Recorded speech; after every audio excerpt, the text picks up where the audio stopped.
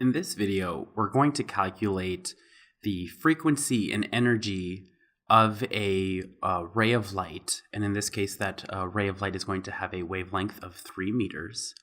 And so the two parameters that we're going to have to figure out are nu, which is frequency, and then also energy, which we indicate as E. So to calculate frequency, we will use the equation C over lambda, where lambda is wavelength and c is the speed of light.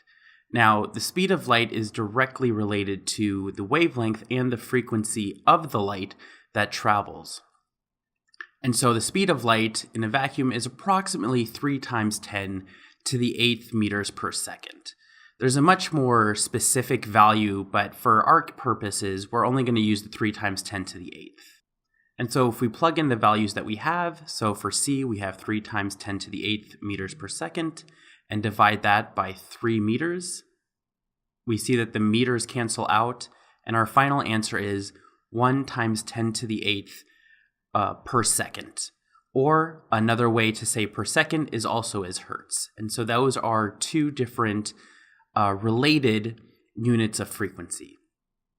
To calculate the energy of this wavelength of light, what we will use is the equation h nu, or if we were to replace the nu, we could also do hc over lambda.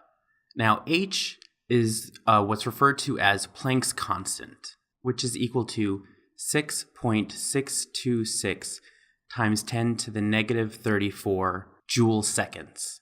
So now we can calculate the energy. So we will just use the h nu equation to do that. And so we'll plug in our values. So for Planck's constant, we have 6.626 times 10 to the negative 34 joule seconds. Multiply that by the frequency of our light, which is 1 times 10 to the 8th hertz. And so what we get as our energy is 6.626 times 10 to the negative 26 joules. So to recap, what we did is we calculated the frequency and the energy from a given wavelength.